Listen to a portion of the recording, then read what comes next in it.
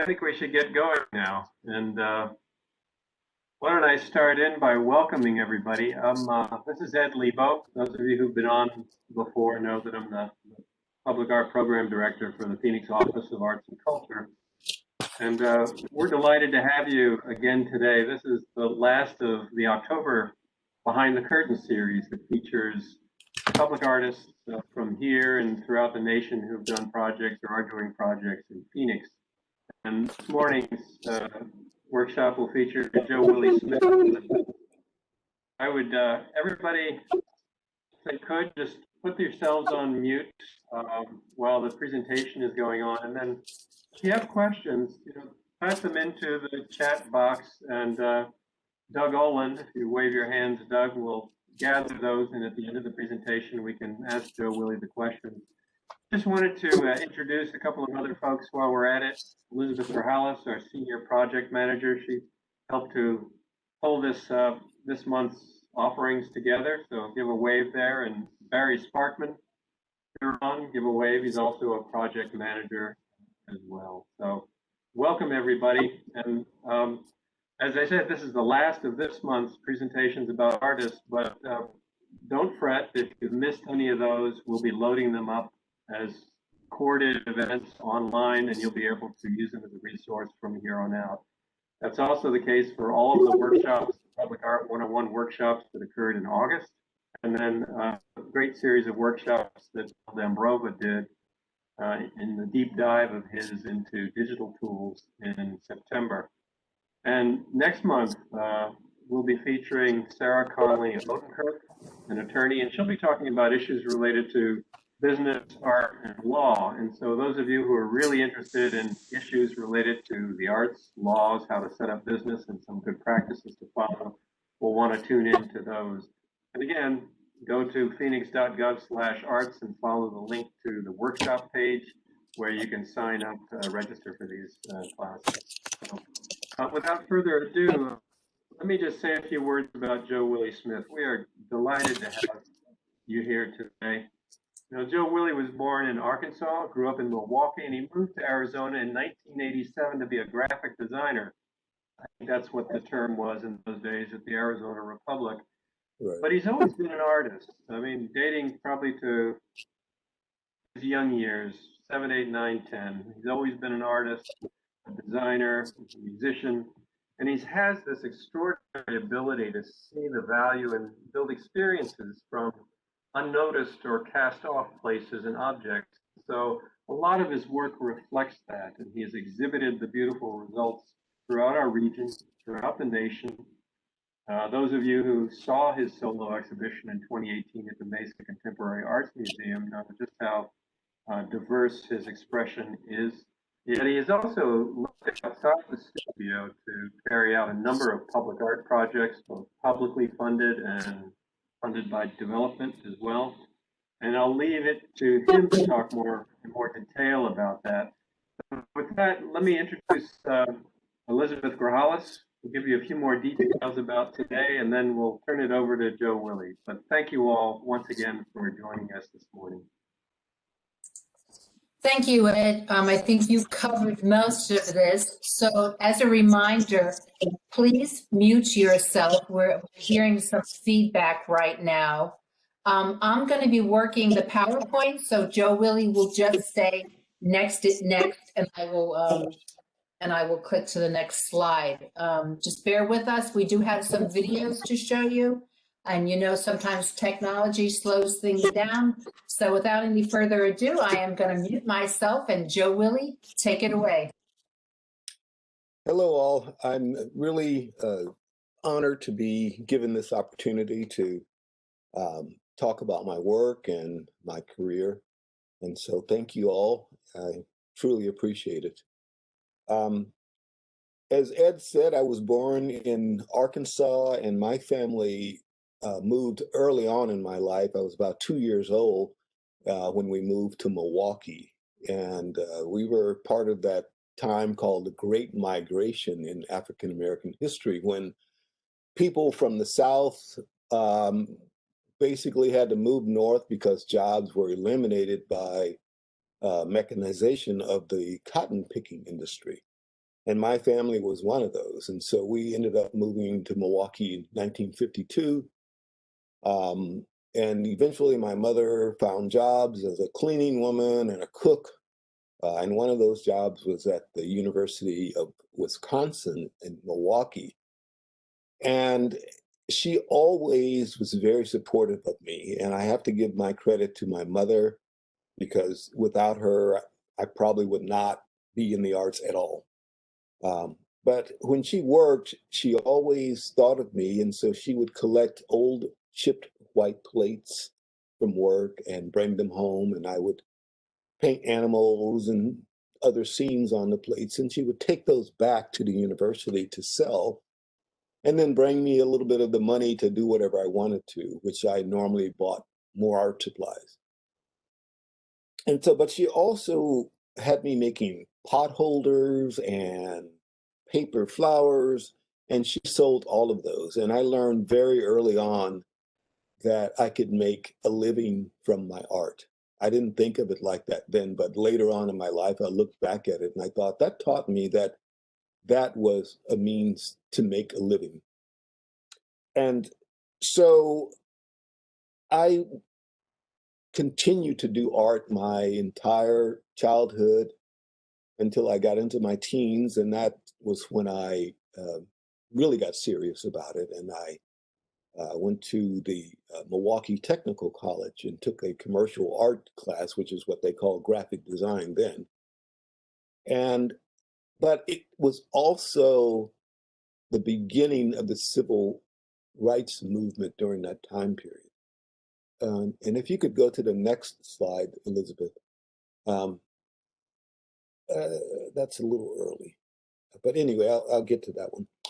And so I continued to work in graphic design, but during the civil rights movement, I ended up being one of the few, in fact, the only African-American graphic designer in the city of Milwaukee. I know that sounds strange, but I was.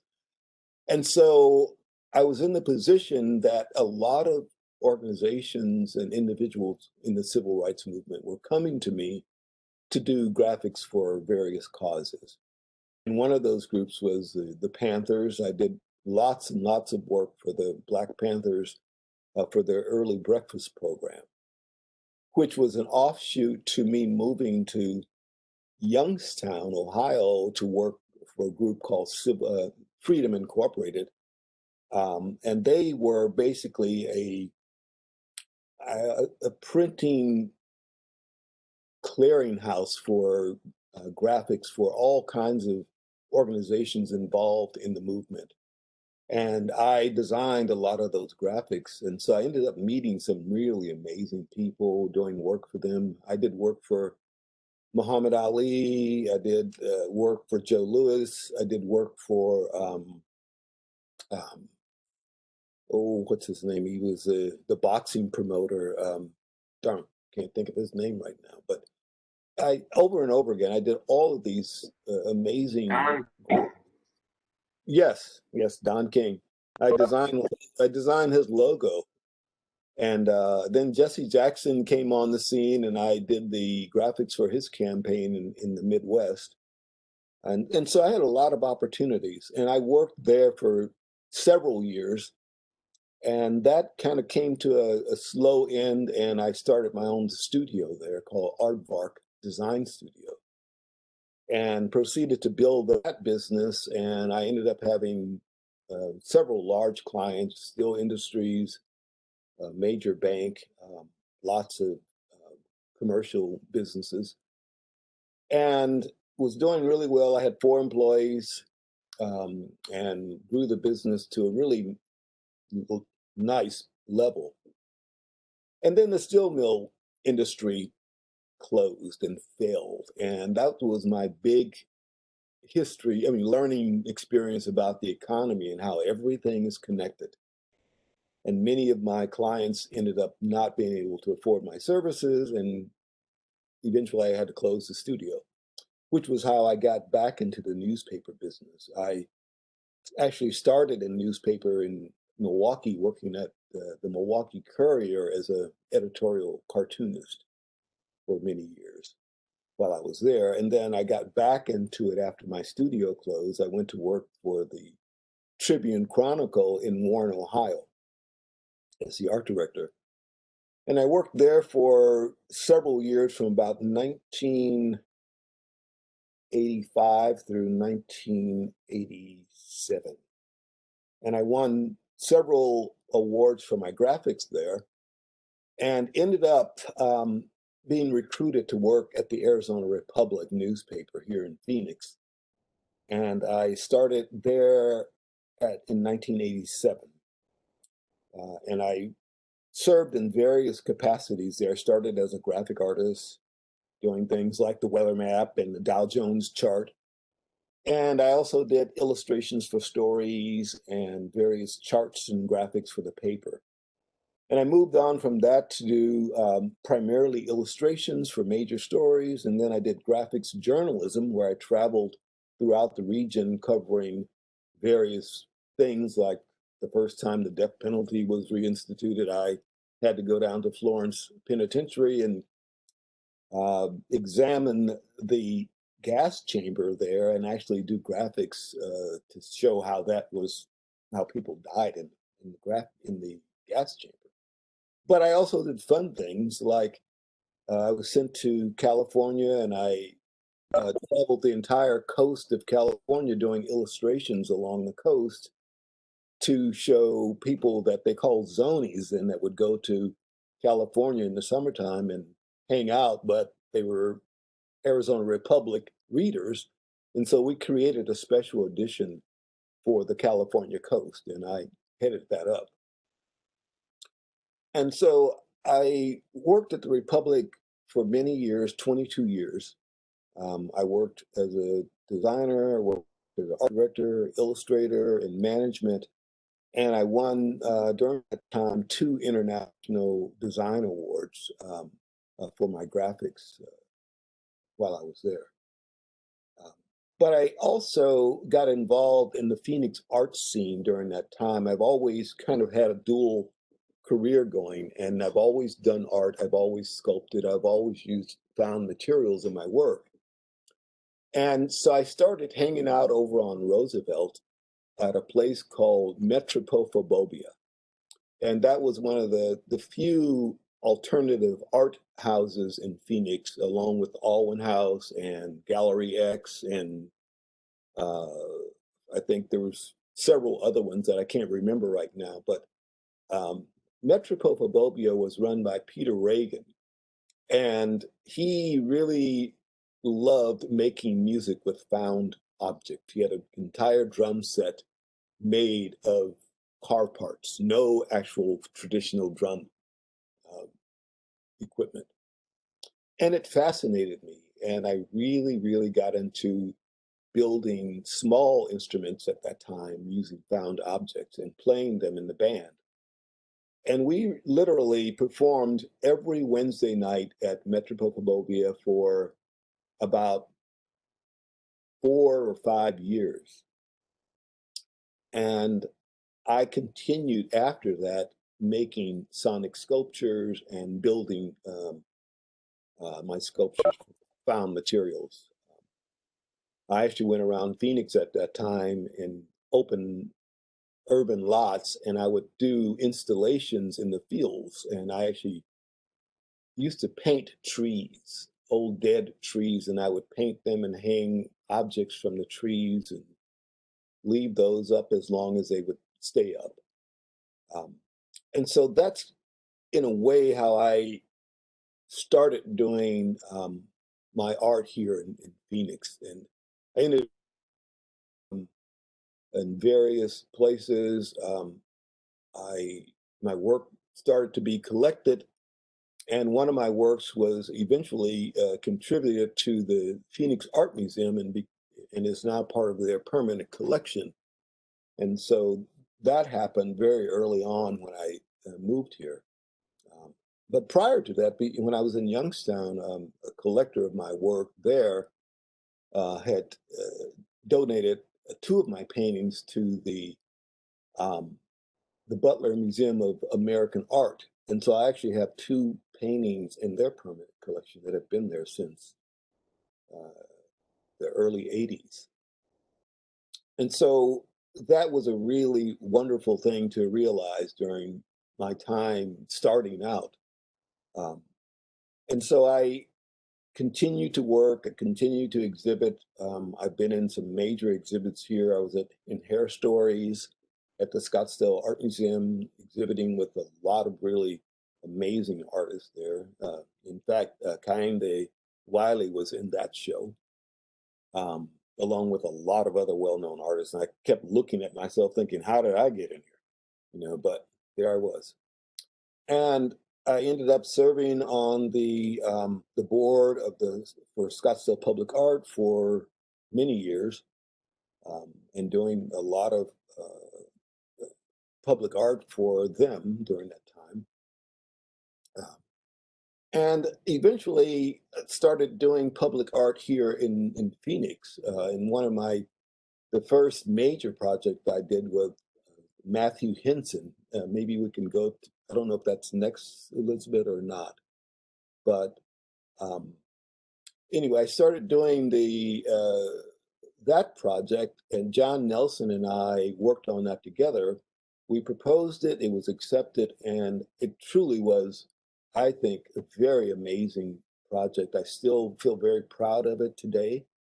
I feel very proud that people use it and that they actually garden and have found it to be a benefit to their lives. And so that was a very, very rewarding experience to produce something like that. I think that project lasted about 4 years, Elizabeth, didn't it? I can't remember how long that went on, but it went on for quite a while. And so it proceeded from that. I ended up doing another public art project for Harrison Projects, and that I built a 32-foot tall sculpture. Okay, and what you're showing now are some of the finials that John and I designed for the Matthew Henson project. And we literally scoured junkyards, including my backyard. And I had materials that were donated from the community. Some of the mosaic materials were used in the post.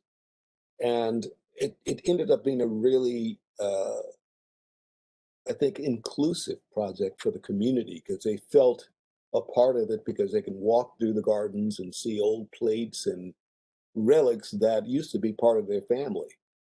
And so it really, I think, served the community well there.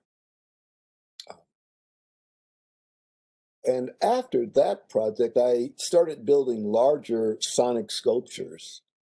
And one of my first large sonic sculptures was actually built for a show at Metropolitan, and that was called Albus Mundo. And it was just a room filled with all of these sound-making objects that was a play on some of Elvis's music.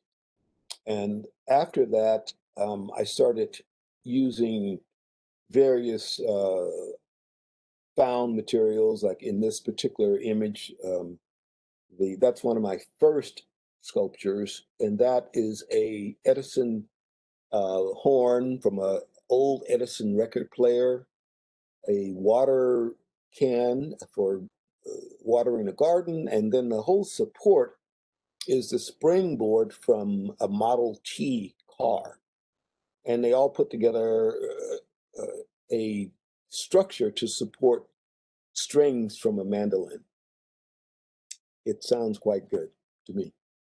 And after that, I built another sculpture for a show at the Mesa Art Museum called Guitars and Handlebars. And for that show, they gave all of the artists gas tanks from motorcycles, and we built art from those. I built an instrument from those. Here is a show that I did at the Scottsdale Art Museum as part of the show. It was a Halloween show. I think it was called Frankenstein.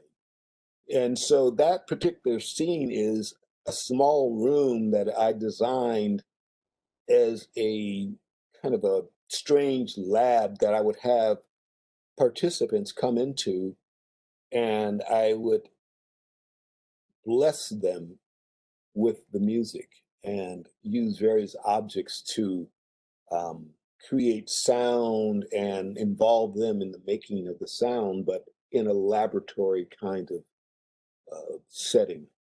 And all of the objects in there are from basically from junkyards and estate sales, yard sales, things I found in the alley, and reconfigured to create that particular installment. Can we go to the next slide? This is the show I did at the Mesa Art Museum.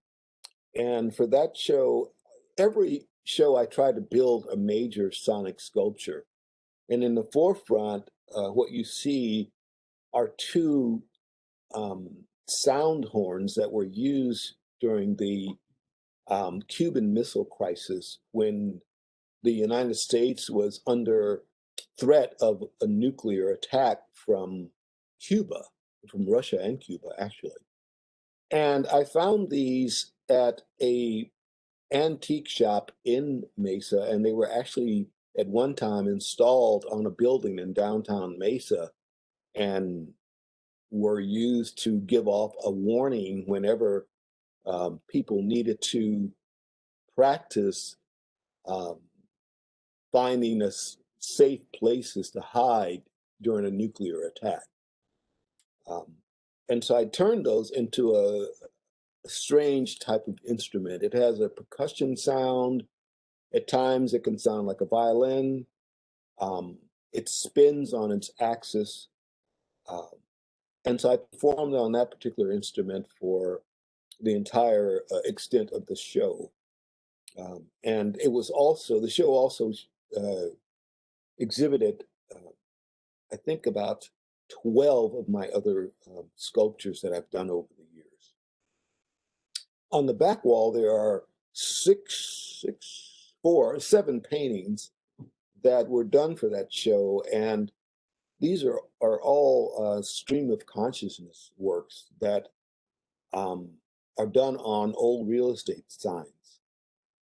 And what I do is I put the brush to the surface and I start painting without thought.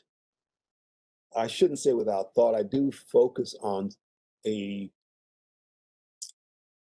something, like I might focus on water, I might focus on an environment, and I simply paint. And I give myself 2 hours to complete each painting. And so each one of those paintings is a maximum of 2 hours, and they're done in enamel on signboard. But they also act as my musical score, which is why they're placed on the far wall. And I look at those paintings while I perform, and I try to remember my focus and play sounds that reflect what I was focusing on when I did the paintings. The exhibit was at the Gebert Gallery, and it's another sonic sculpture I built for that show, and it was called Musical Chairs. And these were several crushed steel patio chairs that I found at a salvage yard and painted, and they're wired with microphones so that I could play them. And I performed on that particular sculpture and all of the other pieces in the show during the month that the show was up at Gebert.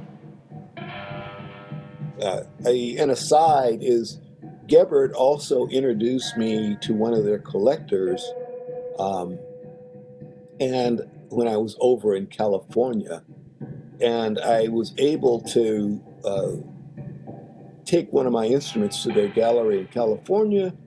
And while I was there, the composer for Alice in Wonderland, I'm skipping out on the name right now, came into the gallery and saw my instrument, and Danny Elfman, who composed music for the Edward Scissorhands and many other films that people are familiar with, saw one of my instruments there at the gallery and was fascinated with it and asked me to play for him.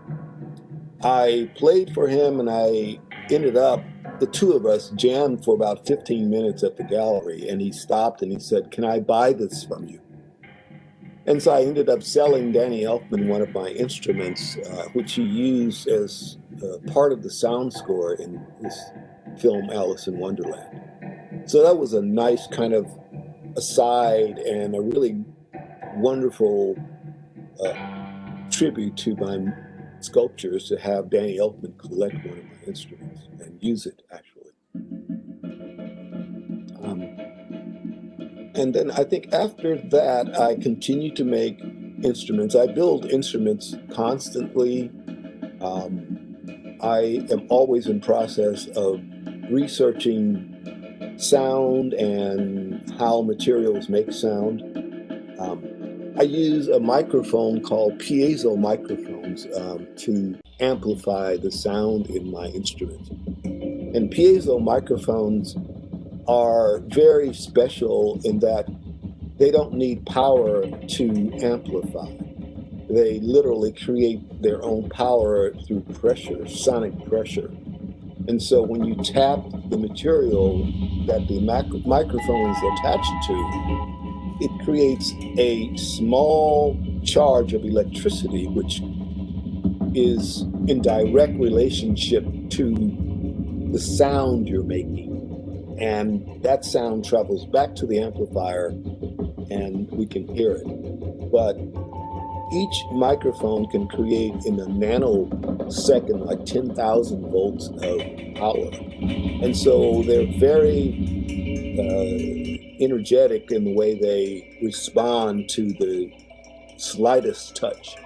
And so I'm able to refine the sound down to a very minuscule level with these microphones. I can get sound from almost any material. I actually have played my own hair using these instruments and these microphones. And so I have used piezo microphones since the very beginning. And I was introduced to those microphones by Richard Lerman, who was a professor from ASU, and he had been researching piezo microphones for many years. And he and his wife had done several projects using mics, and they did a workshop where they taught me and several other people how to build piezos. And since then, I've been fascinated with them up until this day. I used to have to build my own microphones, and then I found out that drum machines have microphones, the same mics in them. So I started buying old drum machines from Goodwills and tearing them apart just to get the microphones. Now I buy them on Amazon. They're really cheap. 5 microphones for $15 now, which is the best way for me. They're all wired, ready to go. So I have hundreds and hundreds of them now. But that's, I think, the way that I will continue. I'm actually researching turning architecture into sonic sculptures now. I'm working on a project in Madison, Wisconsin with a corporation called Promega, which actually flew me there last year to do a residency where I built a sonic sculpture on the campus there. That's being used to research color and sound with people that work there. But they asked me at the time to start work on creating a building, a sonic sculpture out of one of their architectural projects there on the campus. And so I'm working with the architect right now to turn the building into an actual sound instrument, not necessarily the whole building, but parts of the building will be connected so that when you walk through the building, you'll hear sound, and the sound will be tunable, I'll run it through filters and be able to manipulate the sound from a remote location. That's a project that's in the works. The COVID experience has kind of put it on hold for a while, but we'll start up again as soon as that can happen. This slide is the gas tank project I did for the Mesa Art Museum. It's an old garden spade. The red part with the tuners is a garden spade that is lacquered in red. The main part of the instrument is the gas tank, and then the strings are held on by a pitchfork, which you can see in the back. And I've performed on that many times now. The paintings here, as you can see, are basically free form. I have a background in lettering, and so they're all done with a lettering brush and sign painter's paints, an enamel that dries very quickly and allows me to paint very fast and get accurate lines. And so that whole series was done with sign paints and a special sign painter's brushes that allow you to get a really sharp edge.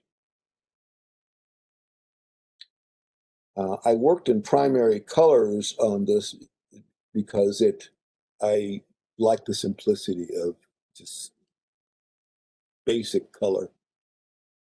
These are some vessels that I designed out of steel using various items. The orange piece is an old gas welding tank that I had sheared at an angle and then worked the surface to bring out detail in the surface. They've been collected by designers all over the country. I have a major studio in Palm Springs that buys everything I can produce at this point. The yellow sculpture is just a crushed piece. I began crushing metal about, 7 or 8 years ago. And I use a 20-ton weight that's attached to a crane to crush the steel. And I actually orchestrate the crushing. I lift the 20-ton weight up, and I guide them in how to crush the piece. I move it, and they crush it again. And so it's actually an orchestrated crushing. I don't just crush them randomly. They're actually designed. The next slide. These are more pieces using the same technique. Sometimes I'll find pieces that I just love the surface quality, and I just work the surface like the green piece on the right. That I simply work the color, work the surface until I get it to a point that I like it, and it's done. And so a lot of my work has to do with just finding the markings and highlighting the surface and the shape to achieve my desired vision. I love working with kids and people in general. I was honored to have the Recycled Orchestra ask me to perform with them at the Music Instrument Museum. But part of that process meant they had to come by my studio, and I thought that the director of the orchestra was going to come here to discuss with me what I would be doing. And when they pulled up, there was a Greyhound bus full of all of the kids with all of their instruments, and they came marching off of the bus, went right back into my studio and made themselves at home and started playing their instruments in my studio, and we ended up jamming in my studio. So I can say that my studio was the first place that the Recycled Orchestra performed in before they performed at the Mint in the United States. And it was so much fun. And we proceeded to do workshops there. They showed several of my instruments for about a month. And then I performed with the Recycled Orchestra. And we did this workshop. You can see in the slide, the kids made instruments from all kinds of found objects that I took into a workshop there. And we had about 60 kids. Every last one of them walked out with an instrument that they made, which I felt very good about. The video actually shows them performing. I think this is here at the studio. Yes. And these are several students from the Scottsdale School District who come to my studio every year. About 25, 30 students come in, and I teach them how to build small instruments, and we perform and have lots of fun making things for the day. And they've been coming here to my studio for several years now, and I always enjoy it when they come. And they seem to leave with a rewarding experience. I feel very proud that I've been able to pass on the excitement of building with recycled materials to young people. And some of them have actually moved on to becoming artists who use recycled materials in their work. Some of them make musical instruments. And so that's been exciting and again very rewarding to have that happen. So if there are any questions, I welcome any questions from people. I don't know if I've covered everything, but presently I'm working on the show at the Tempe Art Museum, and I'm building a sonic sculpture for that show. And there, the sculptures will take the form of stalactites that will hang from the ceiling and be able to be played at a distance by participants that come in to see the show. And I'll also be doing workshops and helping people to learn how to make musical sculptures and instruments from found materials that are going to be donated by various businesses that I've contacted. Great. Thank you, Joe. We've got a couple of questions.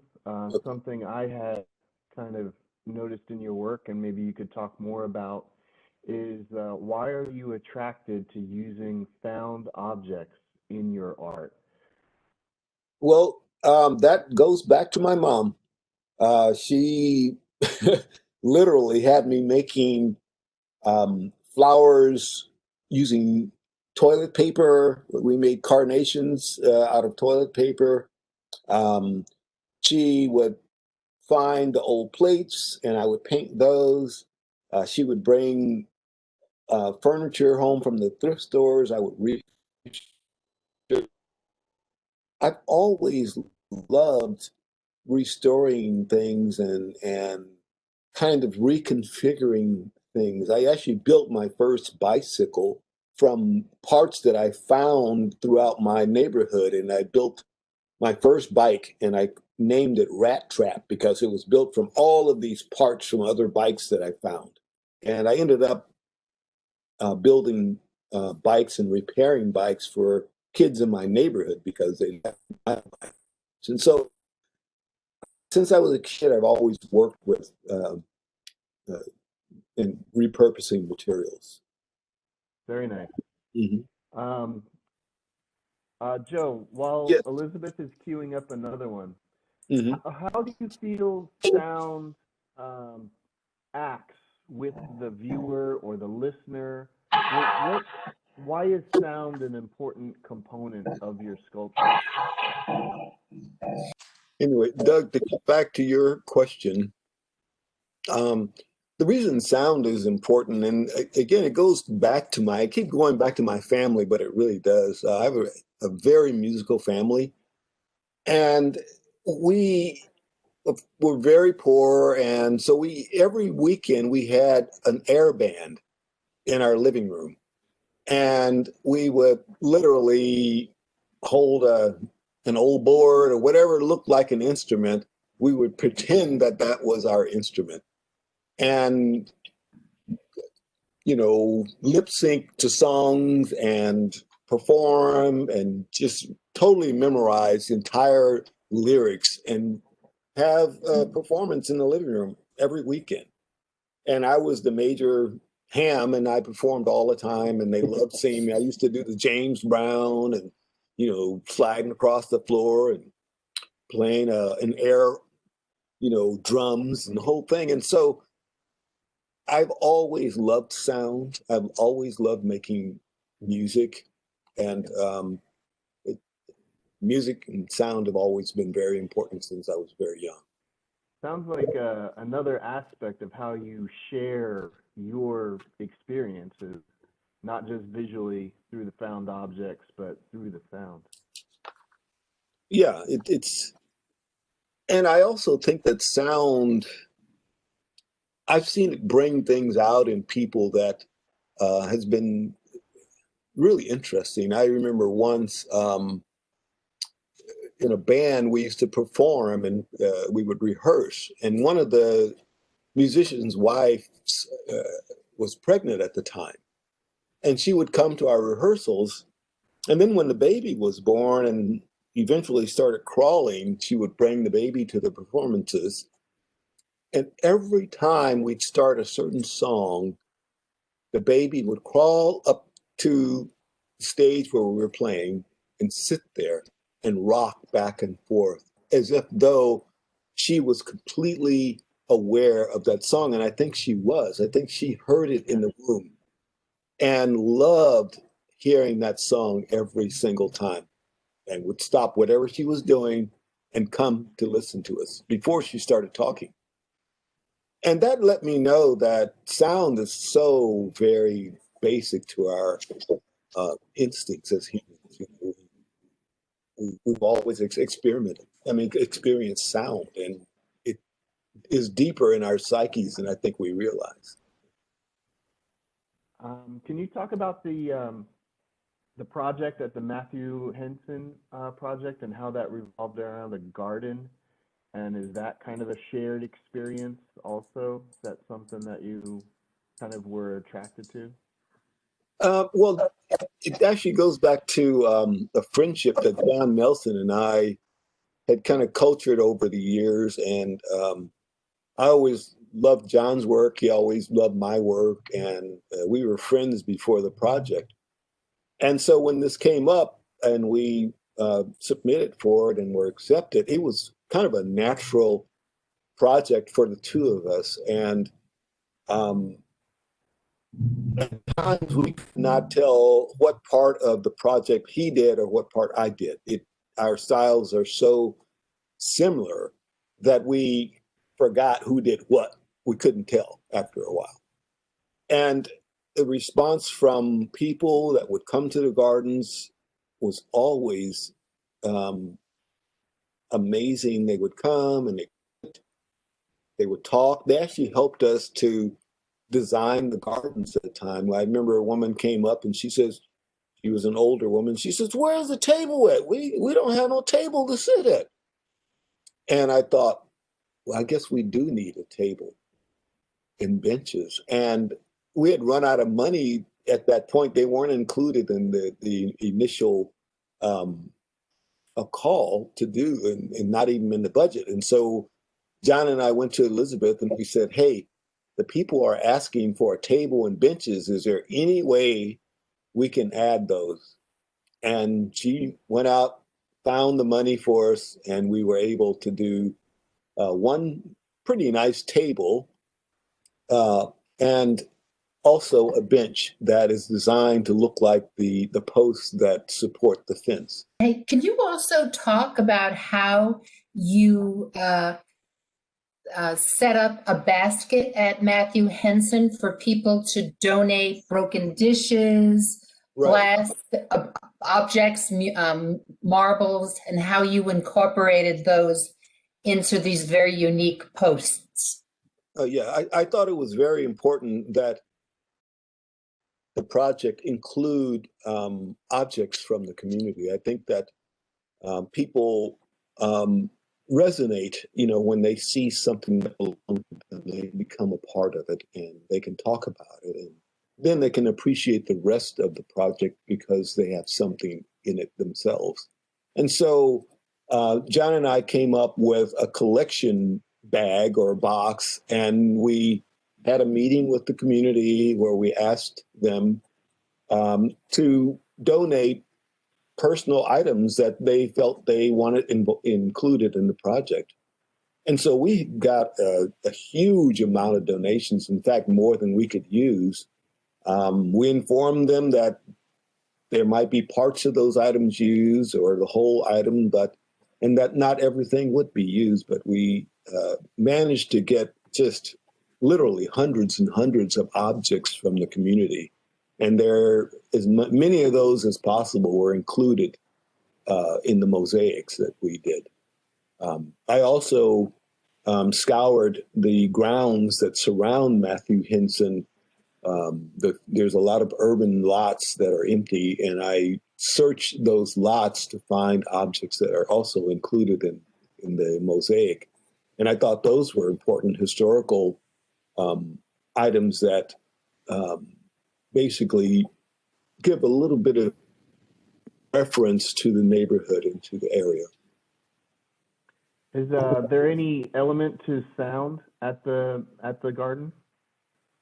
The sound element was not built into it, but I'm sure if you struck some of the finials that are on the post, they would make sound. I know they will. I've done it, so it's kind of in there, but not intentionally. Joe Willie, the object, the finial to the right, Yes. When you twirl that, it has a squeaky sound. Yes, it does. Right. That's part of a plow that was used. It's a farm implement that was used to break the ground up.